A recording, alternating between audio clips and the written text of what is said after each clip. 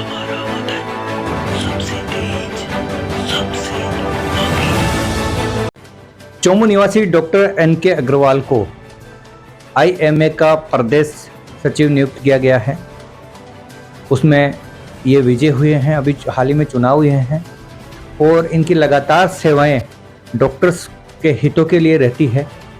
चौमू में आनंद हॉस्पिटल यहाँ पे लगातार सेवाएं दे रहा है और विश्वसनीय सेवाओं के कारण ही आज इनका हॉस्पिटल उत्तरोत्तर वृद्धि कर रहा है।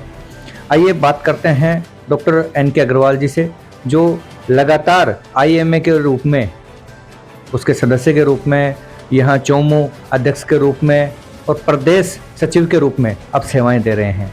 सर बताएं।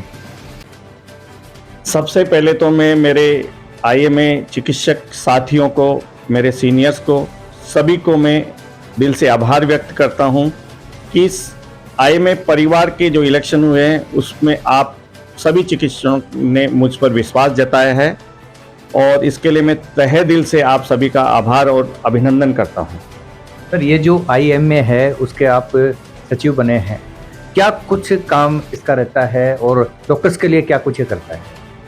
ऐसा है, आईएमए इंडियन मेडिकल एसोसिएशन वैसे तो एक राष्ट्रीय संस्था है।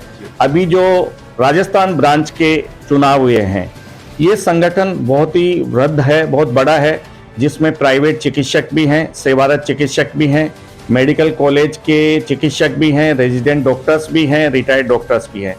और ये बहुत सालों से चला हुआ संगठन है जो कि चिकित्सकों के हितों के लिए काम करता है।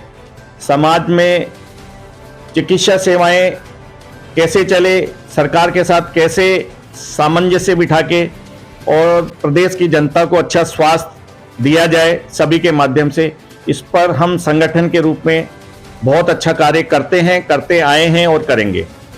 सर अब आप एक बार फिर से महासचिव बने हैं और चौमू के आप अध्यक्ष भी हैं, क्या कुछ प्राथमिकताएं आपकी रहेंगी?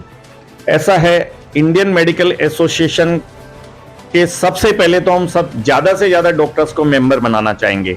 आज मेंबर्स की संख्या पूरे राजस्थान में तकरीबन 13,500 के आसपास है। हम चाहेंगे ये डबल हो जाए, 30,000 के आसपास हमारे डॉक्टर्स मेंबर बने। बहुत ज़रूरी है ये संगठन को मजबूत करने के लिए, जिससे डॉक्टर्स की जो समस्याएं हैं, चाहे वो सेवारत चिकित्सक की हैं, चाहे प्राइवेट चिकित्सकों की हैं, रेजिडेंट डॉक्टर्स की है, उन पे हम सम्मानपूर्वक सरकार से वार्ता करके उनके समाधान में कामयाब होंगे। सर एक चीज़ और जानना चाहेंगे, लगातार आप भी सेवाएं दे रहे हैं एक चिकित्सक के रूप में, एक पदाधिकारी के रूप में आप काम कर रहे हैं, तो ऐसा कोई वाकया जिसको लेकर आपने संघर्ष किया हो डॉक्टर्स के लिए, हमारे साथ साझा करें। सर आपको पता होगा, अभी 2 साल पहले ही राइट टू हेल्थ बिल सरकार लेके आई थी, पिछली सरकार, कांग्रेस सरकार। जो ऐसा बिल था जो बहुत ही काला कानून था, जिसके लिए पूरे राज्य के चिकित्सक, पूरे हॉस्पिटल के स्टाफ, नर्सिंग कर्मी सब जयपुर की सड़कों पे जाल बिछा के बैठ गए थे। पूरे राजस्थान में चिकित्सा सेवाएं बेहाल हो गई थी।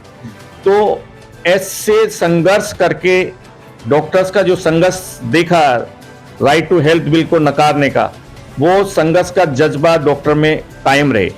आज डॉक्टर्स के सामने बहुत सी ज्वलन समस्याएं हैं, मैं आपको ब्रीफ करता हूं। हमारे प्राइवेट चिकित्सकों की समस्याएं हैं, बायोमेडिकल वेस्ट के कुछ ऐसे नियम आ रहे हैं जिससे छोटे और स्मॉल हॉस्पिटल्स बंद होने की कगार पे है।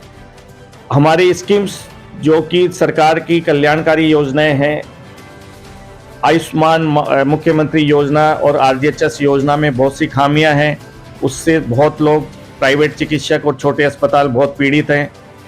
इसके अलावा ऐसी और समस्याएं हैं कि आज डॉक्टरों की सुरक्षा का सबसे बड़ा मुद्दा है।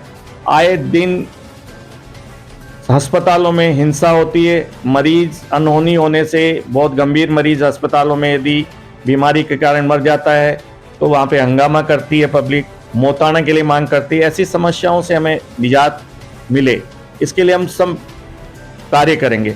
हमारे सरकारी चिकित्सकों की भी बहुत पीड़ाएं हैं, उनका एक सरकारी मेडिकल कैडर की हम लंबे समय से मांग कर रहे हैं। हमारे रेजिडेंट डॉक्टर्स की एक समय की ड्यूटी की सीमा है, एक बॉन्ड वाली प्रॉब्लम है, ऐसी बहुत सी समस्याओं से हम गुजर रहे हैं। इन समस्याओं का हम सब मिलके राजस्थान के सब चिकित्सकों के साथ, हमारे साथियों के साथ जो और चुने हैं उनके साथ मिलके हम सकारात्मक रूप से सरकार से वार्ता करेंगे और हमें उम्मीद है हम इसमें कामयाब होंगे। राजस्थान सरकार द्वारा भी आरजीएचएस की योजनाएं हैं, आयुष्मान जो योजना है वो भी है। तो सर कई जो हॉस्पिटल हैं उन्होंने आरजीएस के लिए और इनके लिए योजनाएं जो हैं सरकारी उनके लिए अप्लाई कर रखा है हॉस्पिटल्स ने, लेकिन राज्य सरकार ने उन पर रोक लगा रखी है। अभी तक करीब 2 साल से रोक ही लगी हुई है। बिल्कुल, इसके लिए क्या कुछ करना चाहेंगे? ये हमारे संज्ञान में आया है कि अभी आयुष्मान योजना में और आरजीएचएस में नए अस्पतालों को एम्पेनल नहीं कर रही है सरकार। अब इसके कई कारण हैं, हम इसके लिए प्रयास करेंगे। और एक बात ये बहुत क्लियर है, अभी आरजीएचएस का मुद्दा चल रहा है। मुझे कल ही जयपुर से डॉक्टर्स का फोन आया था कि हम आरजीएचएस का हमारा पेमेंट नहीं हो रहा है, इसलिए हम ओपीडी और फार्मेसी को जयपुर सिटी में बंद कर रहे हैं। तो हमने उनको बोला कि हम चाहते हैं सरकार के साथ सब मिलके वार्ता करें, क्योंकि आज देखिए सबसे बड़ा मुद्दा मैं आपको ये बताऊं कि आज चिकित्सक सरकारी रेट पे इलाज कर रहे हैं मरीजों का, चाहे वो माई योजना हो चाहे आरजीएचएस योजना हो। लेकिन कुछ तत्व जो हमारे समाज में भी हैं, चाहे वो 2, 4, 5% है, उन्होंने यदि कोई फ्रॉड किया है, बेईमानी की है तो उनको उसकी सजा मिले। लेकिन जो चिकित्सक ईमानदारी से काम कर रहे हैं आज 95%, उन लोगों का पैसा समय पे भुगतान हो, वो पीड़ित मरीजों की सेवा कर रहे हैं, वो कैसे कर पाएंगे यदि उनको भुगतान नहीं होगा? तो हम सरकार से जल्दी ही वार्ता करेंगे इस उपलक्ष्य में। सर एक चीज़ और जानना चाहेंगे, आनंद हॉस्पिटल चोमू में कई सालों से सेवा दे रहा है और आपकी विश्वसनीय सेवाएं यहाँ लगातार जारी हैं, इसके लिए क्या कुछ कहना चाहेंगे? सर ये एक पर्सनल हॉस्पिटल का तो हम कर ही रहे हैं मरीजों की सेवा। अब मेरे दायित्व राजस्थान के सभी चिकित्सकों के प्रति हो गया है, क्योंकि मैं ऑनरेडी स्टेट सेक्रेटरी के पद पे चुना गया हूँ। तो मुझे सभी डॉक्टर्स के हितों की रक्षा के लिए संघर्ष करना होगा, सबको साथ लेके चलूँगा और जो भी सकारात्मक चीज़ें हो सकेगी वो हम करवाने की कोशिश करेंगे। बहुत बहुत धन्यवाद डॉक्टर साहब। Thank you. डॉक्टर साहब ने बहुत ही अच्छी बात बताई कि डॉक्टर्स जो हैं वो बहुत ही बड़ी प्रॉब्लम से जूझ रहे हैं, हॉस्पिटल जूझ रहे हैं, उनकी जो भी प्रॉब्लम्स हैं वो इनके संज्ञान में है और जल्द ही राजस्थान सरकार से इनका प्रतिनिधिमंडल है वो वार्ता करेगा और जो भी समस्या है उनको दूर करने का प्रयास करेगा। साथ ही जो पेशेंट हैं उनके स्वास्थ्य को लेकर इनकी प्राथमिकताएं हैं कि उनको सही और सुलभ उपचार मिले। और खबरों के लिए बने रहिए हमारे चैनल के साथ।